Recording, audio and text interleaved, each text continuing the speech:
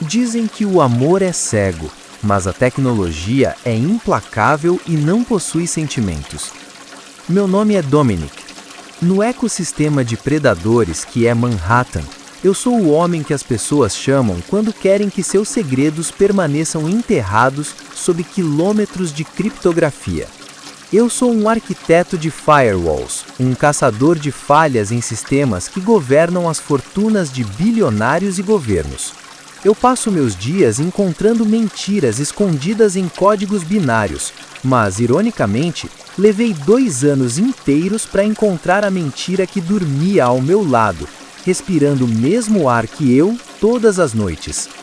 Helena entrou na minha vida como uma pintura de Monet, suave, etérea, clássica e terrivelmente cara. Ela se apresentava como uma curadora de arte vinda de uma linhagem aristocrática de Lyon, na França. Tinha aquele sotaque que parecia seda deslizando sobre mármore e olhos verdes que tinham a profundidade de uma floresta antiga. Ela me convenceu de que éramos almas gêmeas que se encontraram no caos de Nova York. Em 6 meses, estávamos noivos. Em 1 ano, eu estava assinando alegremente um contrato de compra de uma cobertura de 12 milhões de dólares na Park Avenue, para começarmos nossa vida perfeita.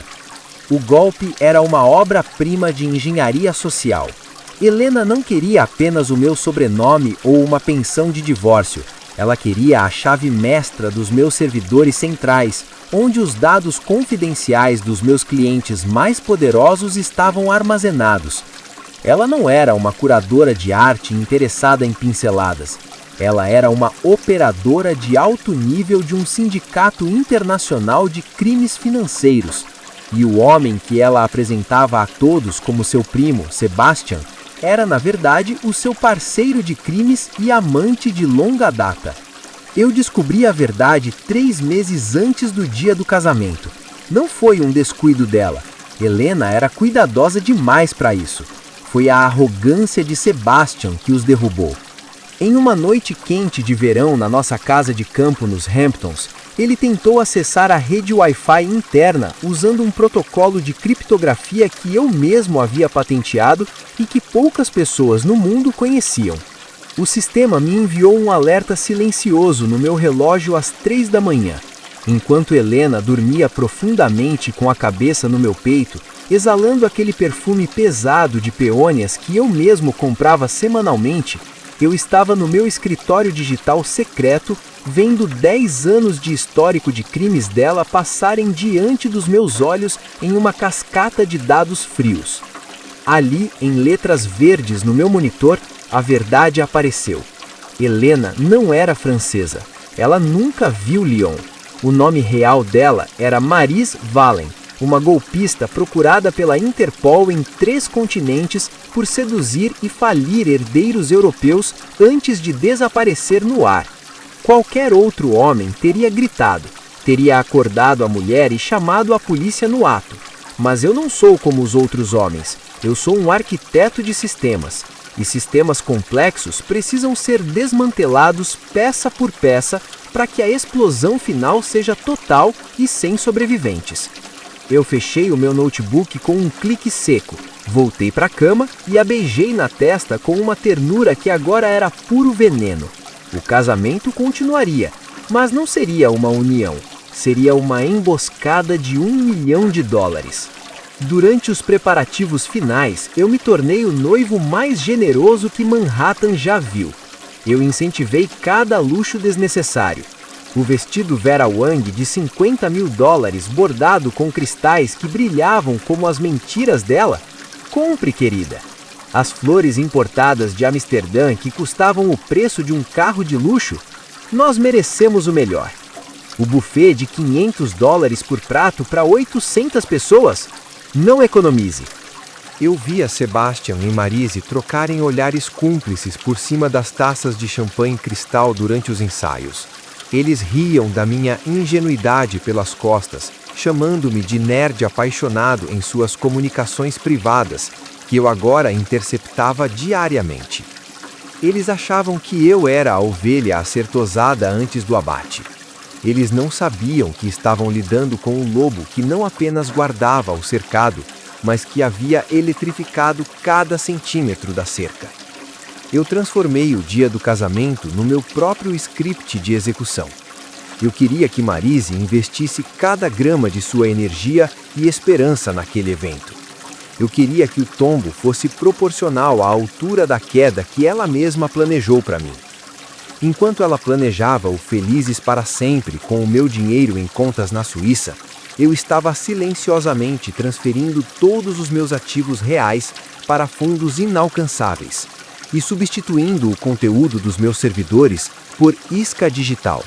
Arquivos que, se fossem abertos, enviariam a localização GPS exata e a identidade de quem os acessasse diretamente para a sede do FBI. Na manhã do casamento, o Hotel Plaza estava envolto em uma aura de ostentação sufocante.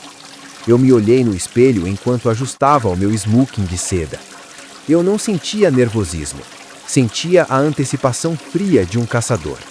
Sebastian entrou no meu camarim, fingindo ser o padrinho perfeito, ajustando a minha gravata com mãos que já haviam roubado milhões. "Você é um homem de sorte, Dominic", ele disse com aquele sorriso de crocodilo. "Você não tem ideia do quanto, Sebastian", eu respondi sorrindo de volta. "Hoje, todos nós receberemos exatamente o que merecemos." Caminhei em direção ao altar sob os olhares da elite de Nova York. A música começou a tocar, pesada e solene. As portas duplas se abriram e Helena apareceu, uma visão de branco, renda e inocência forjada.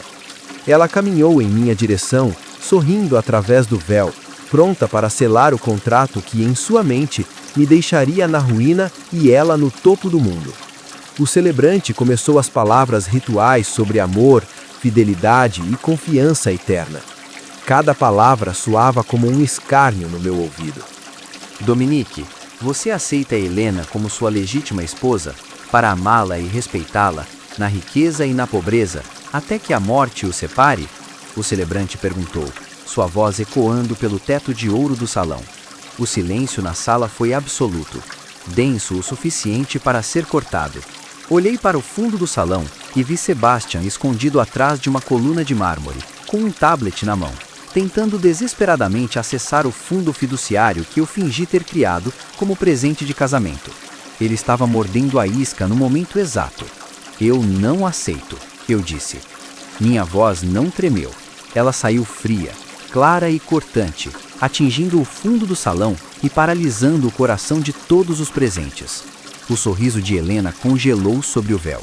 O mundo de Maryse Wallen estava prestes a colapsar, e eu tinha o prazer de ser o arquiteto da sua queda. O silêncio que se seguiu ao meu não foi mais pesado do que o granito das fundações de Manhattan.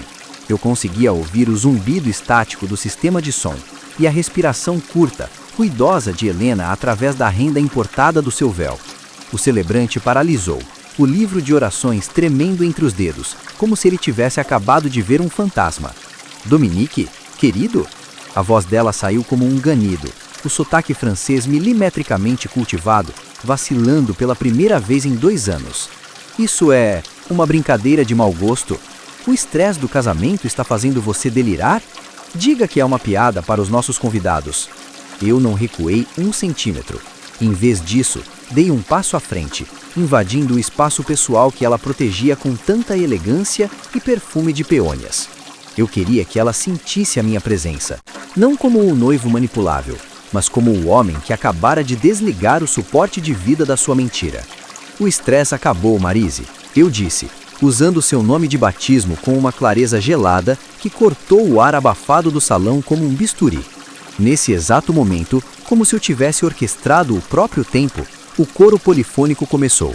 Não foi a orquestra, mas o som de 800 smartphones recebendo notificações simultâneas.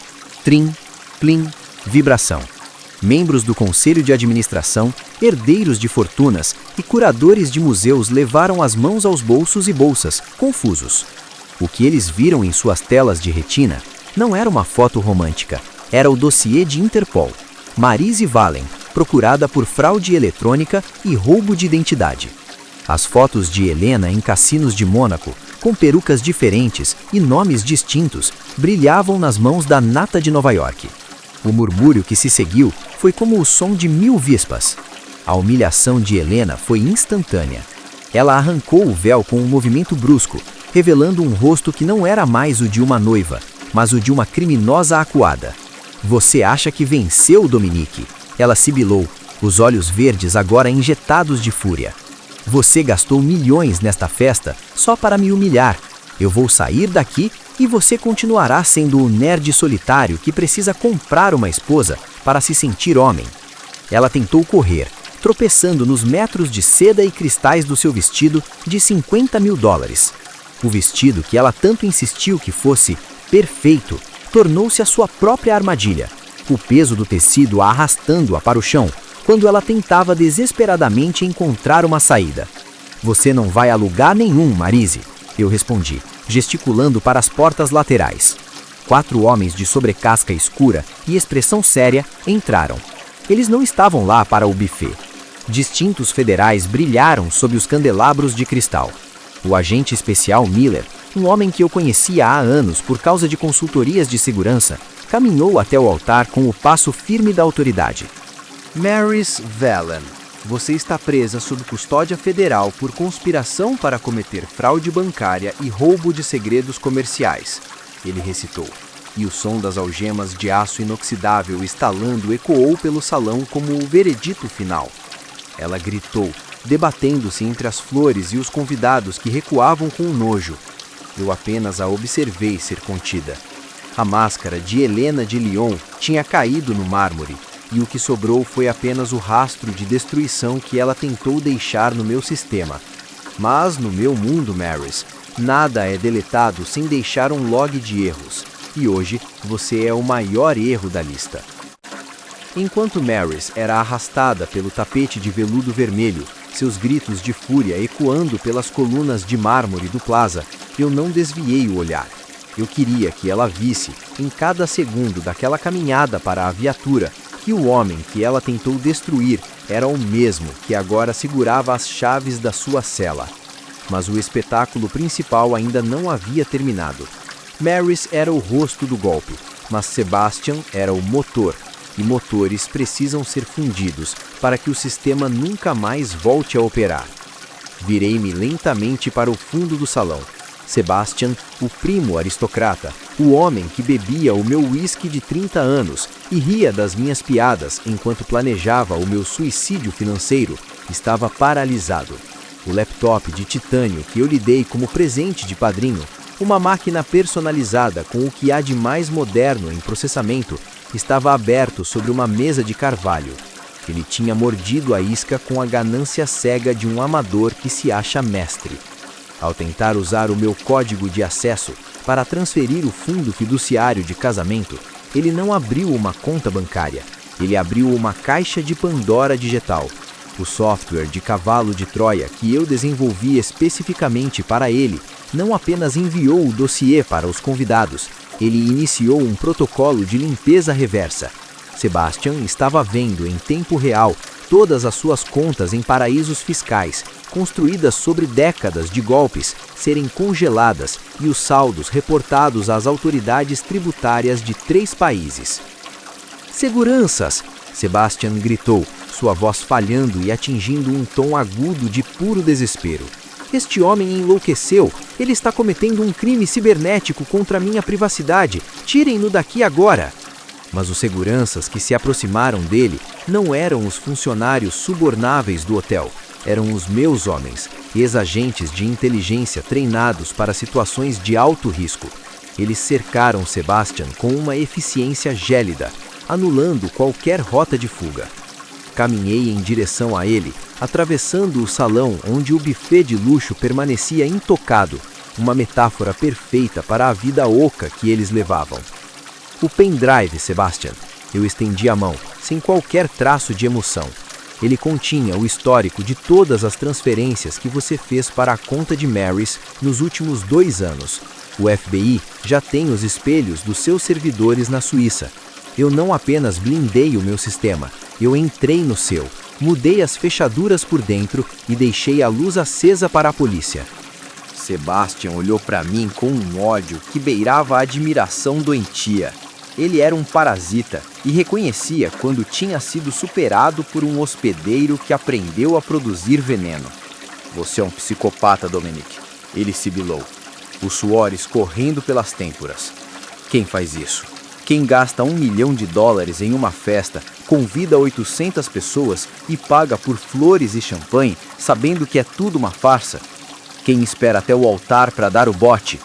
Um homem que valoriza a integridade dos dados? Respondi calmamente, ajustando o meu punho da camisa. Você tentou hackear o coração e a fortuna de um homem que vive de decifrar mentiras ocultas. Você foi o erro de sintaxe no meu sistema, Sebastian, e eu apenas executei a função de limpeza.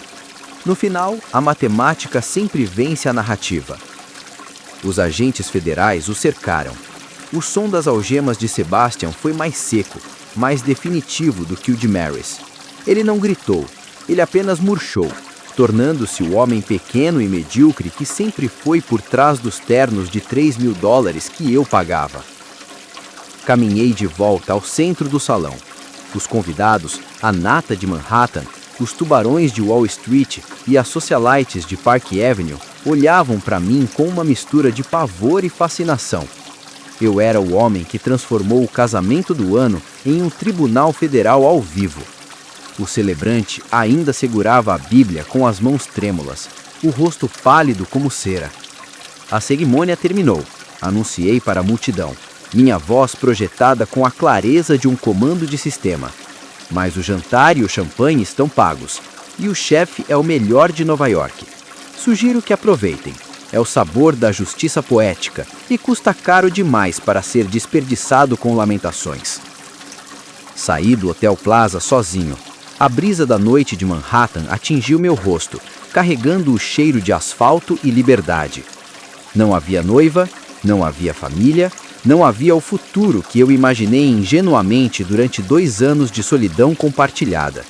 Eu tinha perdido $1 milhão naquela noite, mas enquanto eu caminhava pela Quinta Avenida, vendo as luzes da cidade refletidas no vidro das vitrines de luxo, eu não sentia tristeza. Eu sentia um alívio colossal. Eu não tinha perdido dinheiro, eu tinha pago a taxa de licença mais cara do mundo para descobrir que o meu sistema de segurança mais importante, o meu próprio instinto, estava operando com 100% de eficiência. Eu tinha limpado o vírus, eu tinha restaurado o sistema. A cobertura em Park Avenue estaria vazia quando eu chegasse, mas pela primeira vez em muito tempo, o silêncio lá dentro não seria preenchido por mentiras francesas e perfume de peônias. Seria o silêncio de um sistema que foi testado ao limite e sobreviveu. O golpe tinha terminado, ameaça eliminada, log de erros zerado.